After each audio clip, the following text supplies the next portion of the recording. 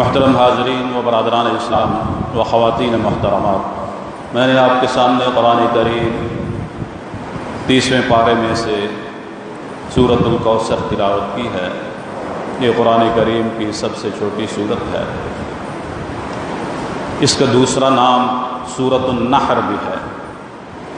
آج میں نے اسی مناسبت سے اس کی تلاوت کی ہے کہ قربانی کے بارے میں کچھ ضروری باتیں آپ کی خدمت میں پیش کر سکوں۔ سب سے پہلے اس سورت مبارکہ کا شان نزول آپ کی خدمت میں عرض کرتا ہوں۔ قرآن کریم کی تفسیر کرنے والے مفسرین کرام بعض کا نظریہ یہ ہے کہ یہ سورت مکی ہے، مکہ مکرمہ میں نازل، اور بعض کا نظریہ یہ ہے کہ یہ مدینہ منورہ میں نازل۔ ممکن ہے کہ یہ 2 دفعہ نازل ہوئی۔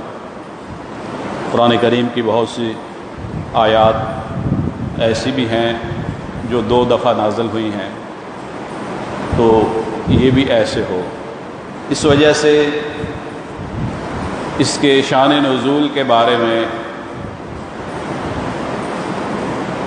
مکی زندگی میں اگر یہ نازل ہوئی ہے تو اس کا شان نزول اور بیان کرتے ہیں، اور مدنی زندگی میں نازل ہوئی ہے تو اس کا شان نزول اور بیان کرتے ہیں۔ زیادہ تر مفسرین اکرام کا رجحان اس طرف ہے کہ یہ مکی صورت ہے، مکہ مکرمہ میں نازل۔ چنانچہ حضرت قاضی ثناء اللہ پانی پتی رحمہ اللہ قرآن کریم کے بہت بڑے مفسر ہیں، محدث بھی ہیں، فقیہ بھی ہیں۔ ان کی قرآن کریم کی تفسیر مظہری، اس میں انہوں نے اس کا شان نزول یہ بیان کیا ہے کہ ایک دفعہ مکہ مکرمہ میں کعب ابن اشرف یہودی آیا۔ وہ مکہ مکرمہ میں تو نہیں رہتا تھا، وہ ادھر مدینہ منورہ کے قریب رہتا تھا۔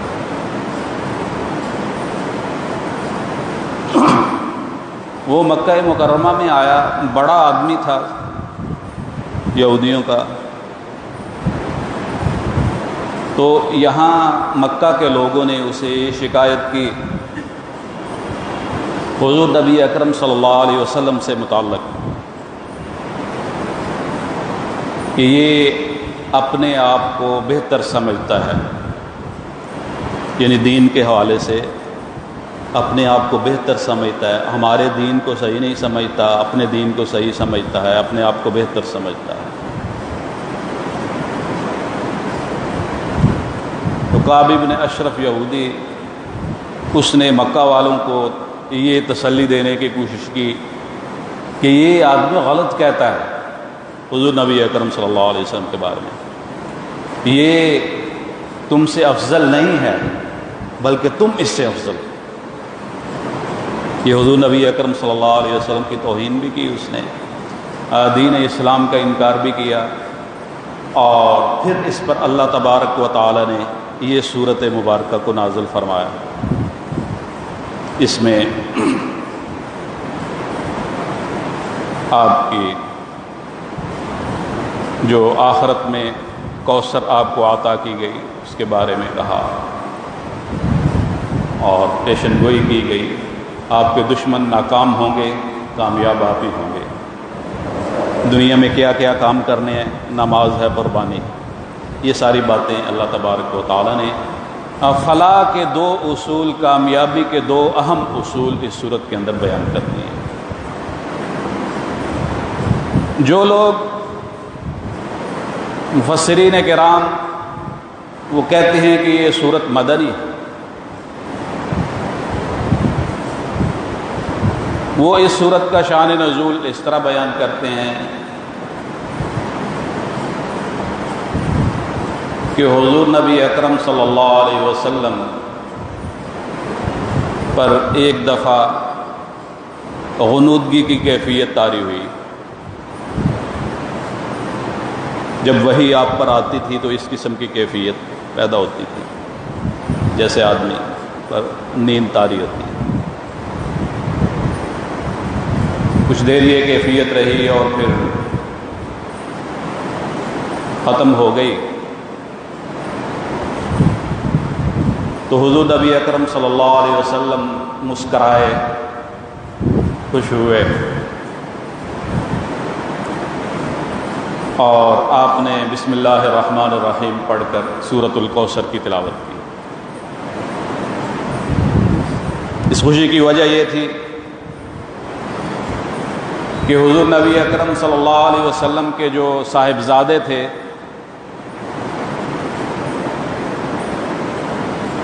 وہ سارے بچپن میں فوت ہو گئے تھے.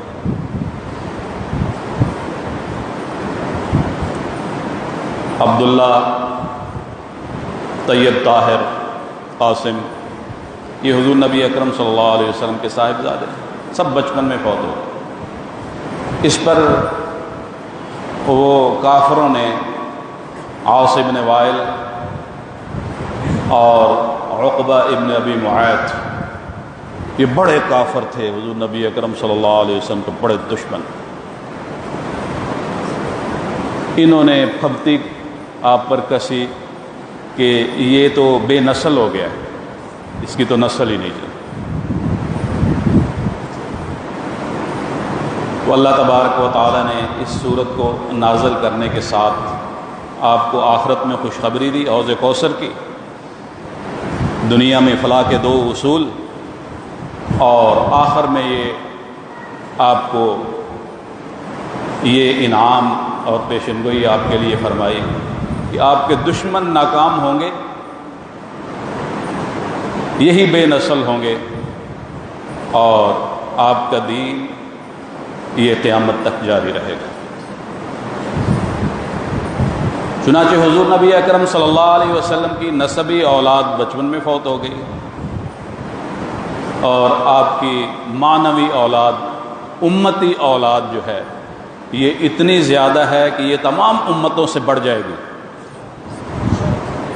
قیامت تک رہے گی اور ساری امتوں سے بڑھ جائے گی.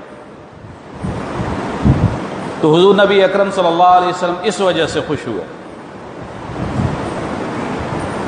حوض کوثر کیا ہے؟ اسی حدیث مبارکہ میں جناب رسول اللہ صلی اللہ علیہ وسلم کو فرمان مبارک بھی ہے، مسلم شریف میں بھی ہے یہ حدیث، دوسری کتابوں میں. حوض کوثر کے بارے میں آپ نے فرمایا ہے کہ اللہ تبارک و تعالی نے آخرت میں مجھے عطا کیا. یہ بڑا اہم حوض ہے، عام حوض نہیں ہمارے یہاں دنیا کے حوضوں جیسا. اس کی 2-3 صفات جناب رسول اللہ صلی اللہ علیہ وسلم نے ارشاد فرمائی. آپ نے فرمایا کہ مجھے آخرت میں حوض کوثر عطا کیا گیا ہے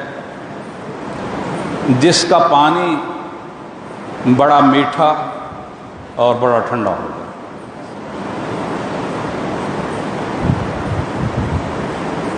اور حشر کے سارے وقت میں، میدان حشر کے سارے وقت میں، بڑا لمبا وہ دن ہے، 50,000 سال کا دن، لمبا دن. آپ نے فرمایا ہے کہ جو آدمی اس حشر کے میدان میں میرے ہاتھ سے حوض کوثر کا پانی پی لے گا اور میدان حشر کے سارے وقت کے اندر اس کو پیاس نہیں لگے گی. اور وہ بہت لوگ پئیں گے، تھوڑے نہیں. آپ نے فرمایا اس پر جو پانی پلانے کے جو گلاس ہیں، جس کو کوزے کہتے ہیں، آبخورے کہتے ہیں، ان کی تعداد اتنی ہوگی جتنی آسمان کے ستارے ہیں، اس سے بھی زیادہ. تو جناب رسول اللہ صلی اللہ علیہ وسلم پلائیں گے. دعا فرمائیں کہ اللہ تبارک و تعالی ہم سب کو جناب رسول اللہ صلی اللہ علیہ وسلم کے دست مبارک سے حوض کوثر کا پانی نصیب فرمائے۔ لیکن اس کے لیے فلاح کے دو اصول ہیں، وہ کرنے پڑیں گے۔ سب سے پہلے اس آیت سورت کا ترجمہ کرتا ہوں۔ اللہ تبارک و تعالی نے فرمایا انا اعطیناک الکوثر، بے شک ہم نے آپ کو عطا کی ہے کوثر۔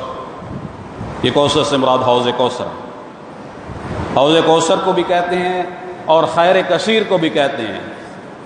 بہت زیادہ بلائی، اور جتنی بلائی جناب رسول اللہ صلی اللہ علیہ وسلم کو عطا ہوئی ہے آپ سے پہلے کسی نبی کو بھی عطا نہیں، اور آپ کے ذریعے آپ کی امت کو جتنی بلائی عطا ہوئی ہے اتنی کسی امت کو عطا نہیں۔ تو ہم نے آپ کو کوثر عطا کی ہے، حوض کوثر یا بلائی بہت زیادہ۔ فصلی لربک وانحر، یہ کس لیے عطا کی ہے ہمیں سمجھایا جا رہا ہے، امت کے لوگوں کو، بعد والے لوگوں کو۔ اس کے لیے فلاح کے دو اصول اپنانے پڑیں گے۔ آپ فصلی، آپ نماز پڑھیں، ایک نماز میں ساری نمازیں آئیں گی، فرائض، واجبات، سنت موقدہ، سنت غیر موقدہ، نوافل، سب آپ نماز پڑھیں۔ وانحر، اور قربانی کریں۔ نحر اونٹ کی قربانی کو کہتے ہیں، عرب میں چونکہ اونٹ بہت زیادہ ہوتے ہیں تو اس کی قربانی کو ترجیح دی جاتی ہے، آپ قربانی کریں۔ وانحر کا معنی بہت سے معنی قرآن کی تفسیر کرنے والوں نے کیے ہیں، لیکن وہ سب معنی کمزور ہیں، ضعیف روایات میں وہ آتے ہیں۔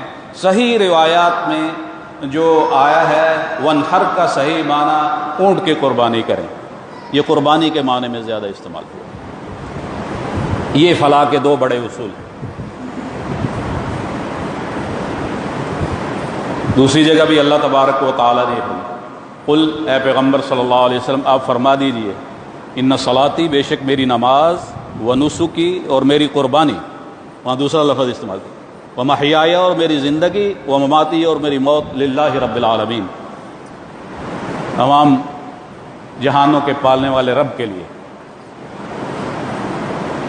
تو یہ فلاح کے دو، کامیابی کے دو اہم اصول ہیں۔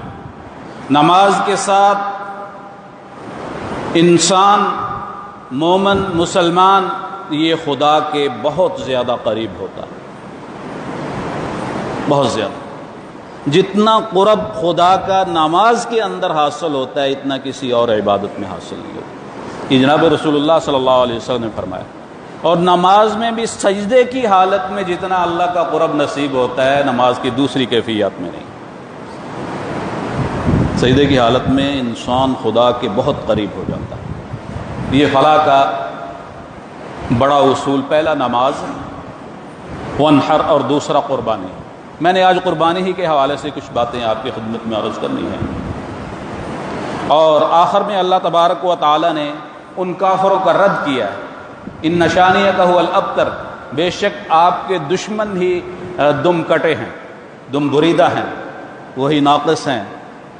آپ کی نسل اگر نسبی نہیں چلی ہے تو آپ کی سوری اور معنوی یہ اولاد جو ہے یہ قیامت تک چلے گی۔ چنانچہ جناب رسول اللہ صلی اللہ علیہ وسلم کا یہ فرمان مبارک ہے، آپ نے فرمایا، یہ بڑی اہم بات ہے، یہ ہم سب کے لیے، جس میں ہم سب کو جناب رسول اللہ صلی اللہ علیہ وسلم نے اپنی اولاد میں شمار کیا۔ آپ نے فرمایا کل تقین وہو عالم، جو بھی متقی ہوگا وہ میری اولاد میں سے۔